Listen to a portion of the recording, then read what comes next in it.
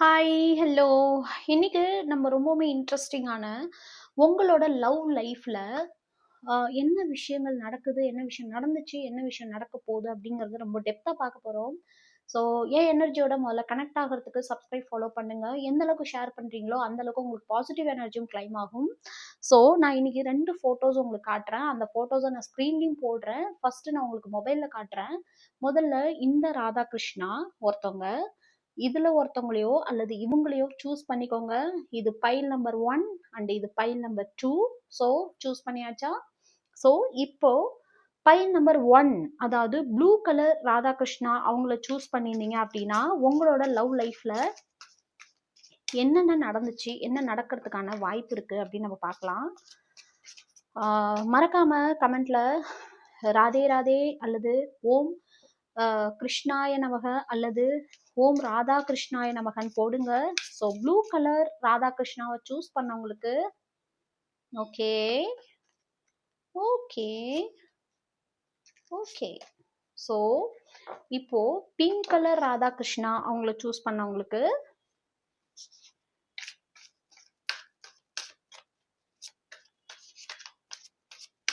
மறக்காம கிளைம் பண்ணுங்க. Okay. Aha.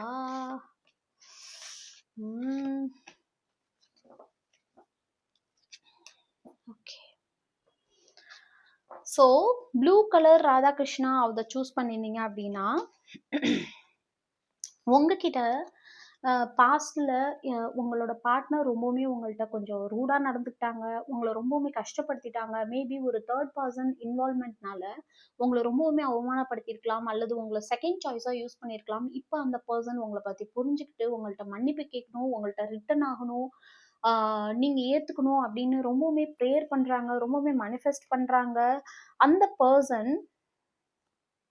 But ஆனா அந்த பர்சனை விட்டுட்டு இப்ப நீங்க ஓட ஆரம்பிச்சிட்டீங்க. ஓகே, அந்த பர்சன் அவங்க வந்து உங்ககிட்ட பேசணும் போகணும்னு நினைக்கிறாங்க. பட் ஆனா நீங்க அதை ஏத்துக்கிறதுக்கு ரெடியா இல்லை. ஏன்னா நீங்க வந்து நிறைய விஷயங்கள் அவங்க உங்களை கோஸ்ட் பண்ணது, அவங்க திடீர்னு காணா போனது, திடீர்னு உங்களை விட்டுட்டு போனதெல்லாம் உங்களால ஏத்துக்க முடியல.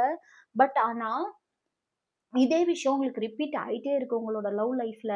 நீங்களும் இந்த விஷயத்த எப்படியா மாத்தலாமா, அவங்களுக்கு சொல்லி புரிய வைக்கலாமா, அல்லது அவங்க அதை புரிஞ்சுப்பாங்களான்னு நீங்க ரொம்பவே ட்ரை பண்றீங்க. பட் இது ஒரு கார்மிக் லெசன் மாதிரி, போன ஜென்மத்துல தொடர்பு மாதிரி இது திரும்ப திரும்ப இதே விஷயம் உங்களுக்கு ரிப்பீட் ஆயிட்டு இருக்கிற விஷயம் உங்களுக்கு சுத்தமா பிடிக்கல. அதனால நீங்க வந்து எல்லாத்தையும் முடிச்சுக்கலாம், இதோட முடிச்சுக்கலாம் அப்படின்னு நீங்க நினைக்கிறீங்க. இதுதான் இப்போதைக்கு ப்ரெசென்ட்ல உங்களுக்கான சுச்சுவேஷன். ஸோ இதுக்கப்புறம் என்ன நடக்கும் அப்படின்றத நம்ம பார்க்கலாம். Okay okay.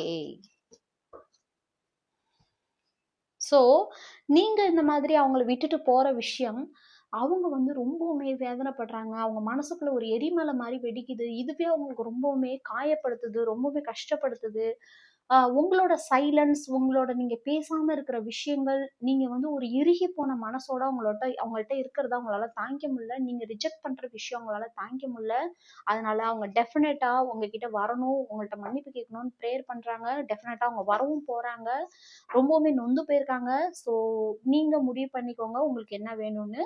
ஸோ இப்போ பிங்க் கலர் ராதாகிருஷ்ணாவை சூஸ் பண்ணவங்களுக்கு ஓகே, நீங்க உங்களோட பர்சன் உங்களை ரொம்பவுமே ஒரு ஸ்டேபிள் கொடுக்காம உங்களை ரொம்ப அஃபெக்ட் பண்ணியிருக்காங்க, ரொம்ப வார்த்தைகளால காயப்படுத்தியிருக்காங்க.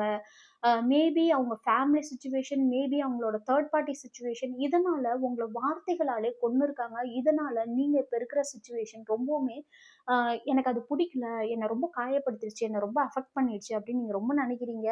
இந்த பர்சன் இப்போ செப்பரேஷன்ல இருக்காங்க. நீங்க அவங்கள பிளாக் பண்ணியிருக்கலாம், இல்ல அவங்க உங்களை பிளாக் பண்ணியிருக்கலாம். ஒரு ஸ்பேஸ்ல இருக்கீங்க, ரொம்ப லாங் டிஸ்டன்ஸ்ல இருக்கீங்க 2 பேருமே. ஆனா உங்களோட பர்சன் இந்த பர்ஃபெக்ட் டைம்க்காக வெயிட் பண்ணிட்டு இருக்காங்க. உங்களோட இருந்த மொமெண்ட்ஸ், உங்களோட பழகின விஷயங்கள், அதெல்லாம் உங்களுக்கு ரொம்பவுமே ஞாபகப்படுத்துது. அவங்க எப்படா உங்களை மீட் பண்ணலாம் அப்படிங்கிற அந்த டைமை வந்து யோசிச்சுட்டே இருக்காங்க. பட் ஆனா அவங்க அன்எக்ஸ்பெக்டடா உங்ககிட்ட வந்து நிக்கிறதுக்கான வாய்ப்பு இருக்கு. திடீர்னு ஒரு நாள் உங்க கண்ணு முன்னாடி வந்து உங்ககிட்ட கம்யூனிகேட் பண்றதுக்கான வாய்ப்பு இருக்கு. அது மட்டும் இல்லாம அவங்க உங்களை ரொம்பவுமே கர்ஸ் பண்ணியிருக்காங்க. வார்த்தைகளால ஏகப்பட்ட புண்படுத்தியிருக்காங்க. நிறைய உங்களுக்கு சாபம் விடுற மாதிரி பேசியிருக்கிறாங்க. நிறைய நெகட்டிவ் மைண்டா இருக்கிறாங்க அந்த person. Okay. So okay, beautiful.